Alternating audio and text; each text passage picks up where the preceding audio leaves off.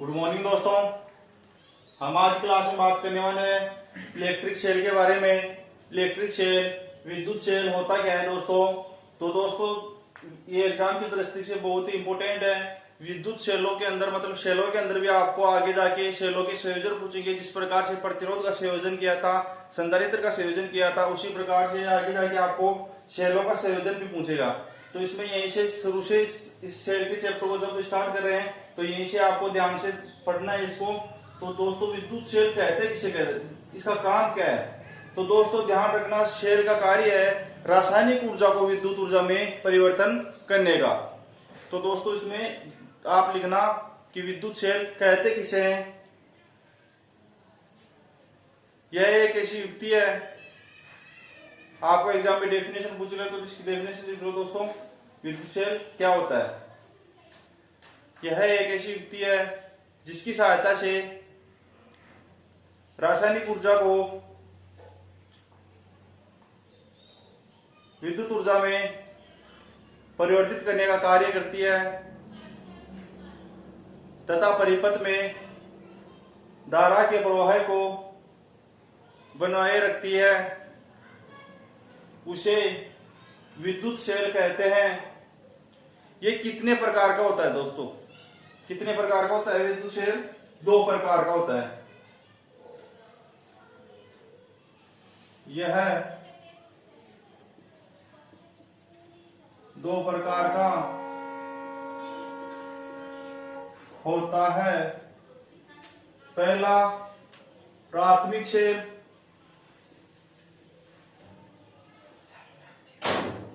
प्राथमिक सेल।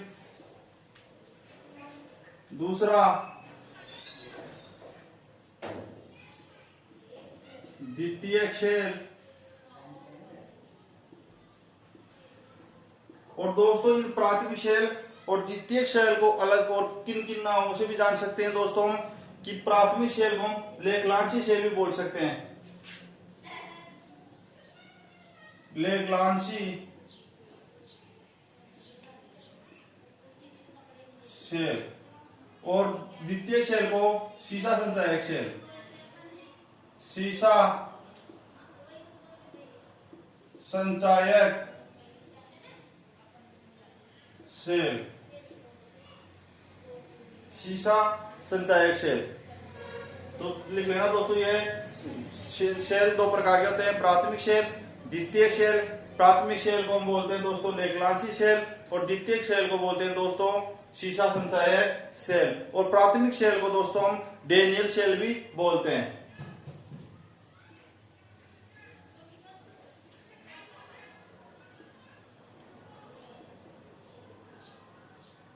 प्राथमिक सेल को क्या बोलते हैं दोस्तों? Daniell cell. तो ये लिख लिया आपने कि यह सेल 2 प्रकार के होते हैं, प्राथमिक सेल, द्वितीयक सेल। अब दोस्तों अगले हेडिंग डालना आप सेल का आंतरिक प्रतिरोध। सेल का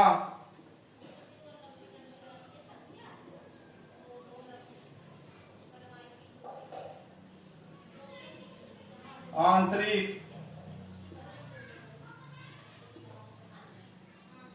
प्रतिरोध।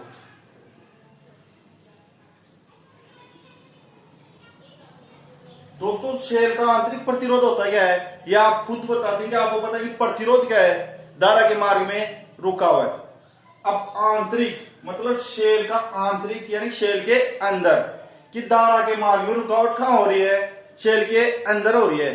तो इसकी डेफिनेशन क्या बन जाएगी कि सेल के अंदर धारा के मार्ग में जो रुकावट डाली जाती है वह सेल का आंतरिक प्रतिरोध कहलाता है।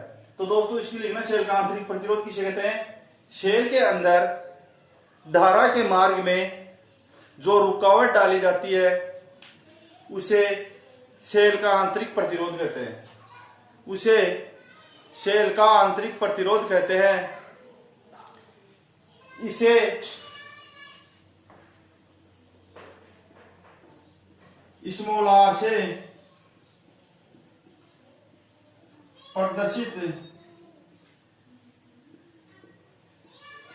करते हैं। इसे स्मॉल आर से प्रदर्शित करते हैं। इसका मात्रक ओम होता है। तो शेल का आंतरिक प्रतिरोध में क्या गया, शेल के अंदर धारा के मार्ग में जो रुकावट डाली जाती है उसे शेल का आंतरिक प्रतिरोध कहते हैं। इसे स्मॉल आर से प्रदर्शित करते हैं तथा इसका मात्रक क्या होता है दोस्तों, ओम होता है। अब दोस्तों एक नोट डालना,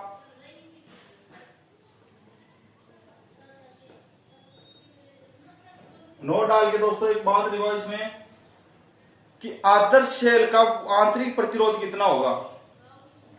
आपको एग्जाम में पूछ ले या कंपटीशन भी पूछ सकता है दोस्तों कि आदर्श शेल का आंतरिक प्रतिरोध कितना होता है। आपको वहां दे दे 1, 2, नगण्य, 3, कुछ भी दे दे तो आपको क्या होगा तो दोस्तों एक आदर्श शेल का आंतरिक प्रतिरोध कितना होता है, नगण्य होता है।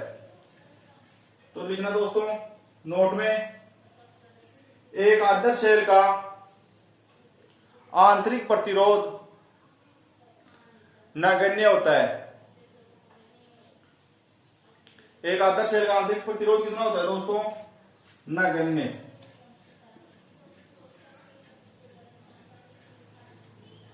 नगण्य होता है। अब दोस्तों अगली हेडिंग डाला शेल का विद्युत वाहक बल। शेल का विद्युत वाहक बल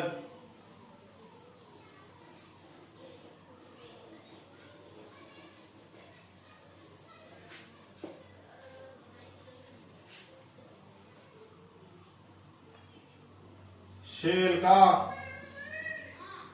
विद्युत वाहक बल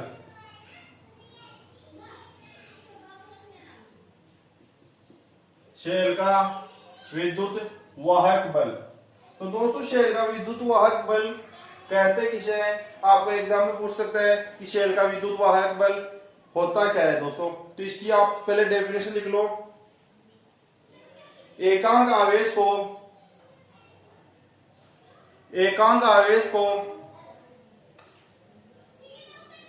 पूरे परिपथ में, कि एक एकांक आवेश ले रहे हैं उसको पूरे परिपथ में, एकांक आवेश को पूरे परिपथ में प्रवाहित करने पर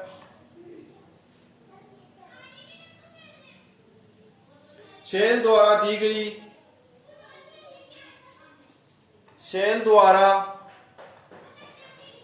गई ऊर्जा को शेल का विद्युत वाहक बल कहते हैं। शेल द्वारा दी गई ऊर्जा को शेल का विद्युत वाहक बल कहते हैं। शेल का विद्युत वाहक बल तो किसे कहते हैं दोस्तों, कि एकांक आवेश को पूरे परिपथ में प्रवाहित करने पर शेल द्वारा दी गई वो ऊर्जा क्या कहलाती है दोस्तों, शेल का विद्युत वाहक बल कहलाती है। तो दोस्तों इसे किससे प्रदर्शित करते हैं, ई से प्रदर्शित करते हैं। इसे ई से प्रदर्शित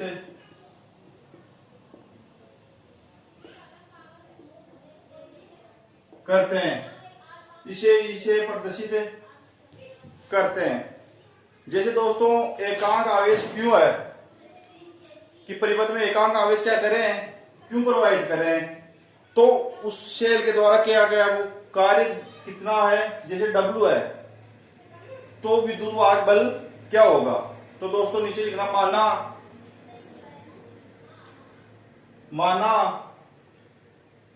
परिपथ में Q कूलाम आवेश प्रवाहित करने में शेल द्वारा दी गई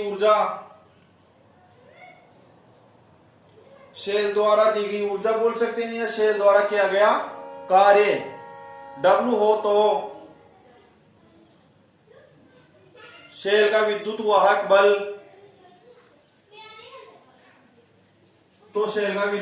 बल, equal to W upon Q।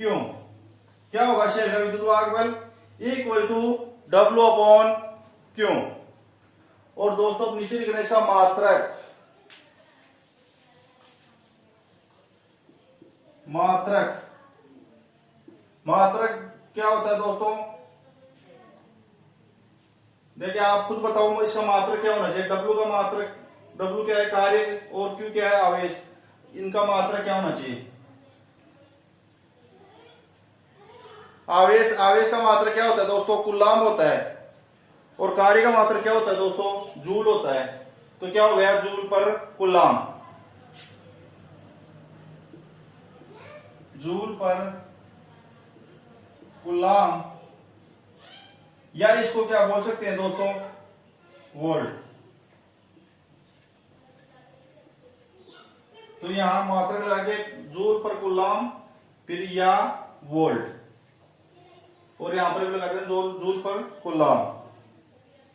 तो यह हो गई दोस्तों हमारी शेल का विद्युत वाहक बल होता क्या है। अब बात करते हैं दोस्तों टर्मिनल विभवांतर।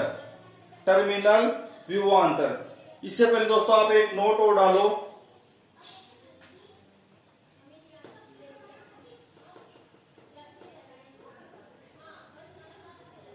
जो इस नोट में बात लिखाने वाला हूं दोस्तों वह भी बहुत ही ध्यान देने योग्य बात है। ध्यान देना दोस्तों, प्रतिरोध में धारा का प्रवाह किधर किधर हो रहा था? धन सिरे से ऋण सिरे की ओर। और अब ध्यान देना दोस्तों, शेल के अंदर धारा का प्रवाह किधर से होगा? ऋण सिरे से धन सिरे की ओर, उल्टा हो रहा है। तो इस नोट में लिखना दोस्तों, शेल के भीतर, शेल के भीतर धारा की दिशा, शेल के भीतर धारा की दिशा दिशा ऋण सिरे से धन सिरे की ओर, ऋण सिरे से धन सिरे की ओर होती है। धारा की दिशा किस तरफ होती है? ऋण सिरे से धन सिरे की ओर। शेल का विद्युत वाहक बल E, शेल का विद्युत वाहक बल E शेल के भीतर, शेल का विद्युत वाहक बल E शेल के भीतर ऋण इलेक्ट्रोडों से धन इलेक्ट्रोड की ओर दिष्ट होता है। ऋण इलेक्ट्रोडों से धन इलेक्ट्रोड की ओर दिष्ट होता है। अब अगले रेटिंग डालो दोस्तों, टर्मिनल विभवांतर। टर्मिनल विभवांतर,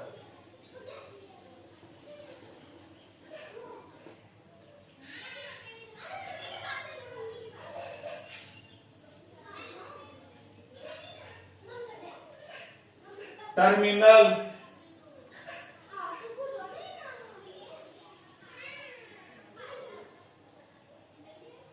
विभवांतर।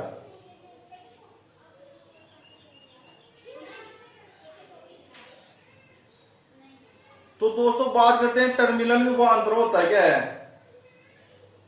कि परिपथ किन्हीं दो बिंदुओं के बीच एकांक आवेश प्रवाहित करें। कि परिपथ के जब कोई दो बिंदु हों, जैसे कोई परिपथ उसके दो बिंदुओं के बीच एकांक आवेश प्रवाहित करें। क्या करें? एकांक आवेश प्रवाहित करें। तो दोस्तों प्रवाहित करने पर शेल द्वारा किया गया कार्य उन बिंदुओं के बीच क्या कहलाता है? इस शेल द्वारा जो भी कार्य होगा वह उन दोनों बिंदुओं के बीच क्या कहलाएगा दोस्तों? टर्मिनल विभवांतर। क्या कहलाएगा?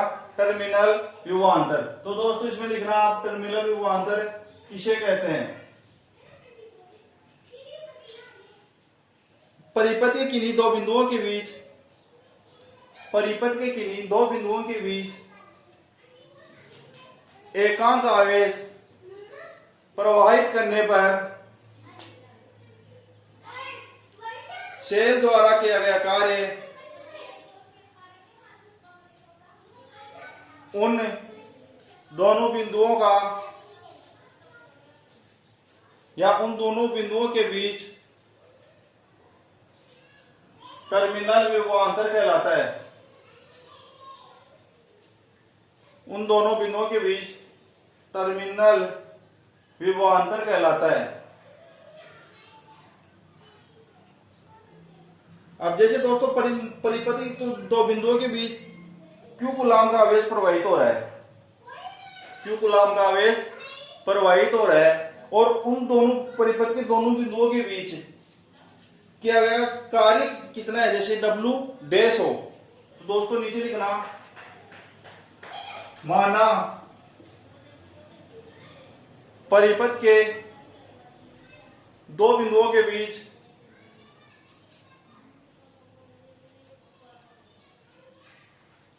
Q कूलाम का आवेश, परिपथ के दो बिंदुओं के बीच Q कूलाम का आवेश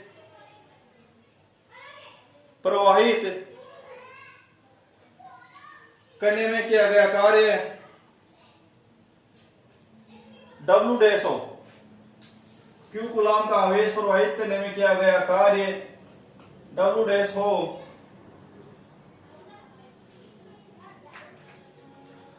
तो बिंदुओं के बीच उत्पन्न विभवांतर क्या होगा? तो बिंदुओं के बीच